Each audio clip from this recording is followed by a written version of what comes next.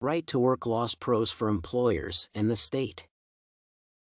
A right-to-work state lacks laws compelling employers to join or pay dues and fees to labor unions. Georgia is an example of a right-to-work state. There are many paybacks a state or an employer gets from residing in a state that does not compel one to belong to a union. Some non-right-to-work laws boost local economic growth, enable employers to eradicate the need for compulsory dues, and offer workers more competitive wages. This paper will focus on the paybacks of right-to-work laws for employers and the state. Right-to-work laws boost local economic growth. Many companies like operating in regions that do not compel workers to be union members. The majority of companies aim to avoid unionization. Consequently, there will be more companies in right-to-work states, hence more job opportunities. The increment in job opportunities would lower the unemployment rate in such conditions. With the rise in the number of people earning income, the investment level will also grow, further increasing employment in the respective state. The living standards of the residents would gradually rise. As a result, they are increasing their purchasing power, creating a suitable environment for businesses to thrive.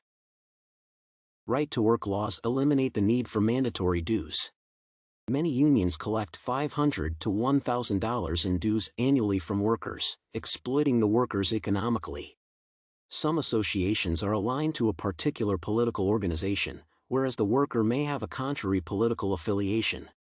Without the right-to-work laws, workers may be compelled to join the union or look for another job. Due to the lack of will from the workers, they may end up performing poorly in their careers, inconveniencing their employers. Their employers may incur losses or even be compelled to shut down the business because of bankruptcy. Without compulsory union membership, companies can hire workers committed to their jobs, thus enabling them to generate profit. Right-to-work laws enable employers to maintain competitiveness in the workplace. Labor unions may compel the employer to pay the workers based on their qualifications rather than their performance.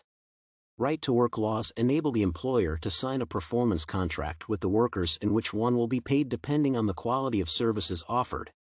The move will compel workers to deliver high-quality services to get a pay rise. Using one's performance contract rather than academic qualification will promote competitiveness at the workplace, eventually leading to the growth of the business or industry. On the other side, right-to-work laws render the employee vulnerable to the employer. The employee is not protected, hence the employer may use that opportunity to exploit the employee. The employer may subject the employee to long working hours. The employer may even offer low wages to the employees. The job security of the employee is at risk. The employer may decide to fire the employee at will since there is no legal obligation compelling the employer to give reasons for termination. In conclusion, the benefits of the right-to-work laws outweigh their disadvantages, hence efficiency for both employers and the state.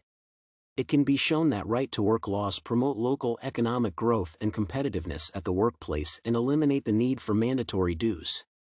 It is, therefore, more suitable for one to work in a right-to-work state since the person has the freedom to choose whether or not to join a union, depending on its financial viability.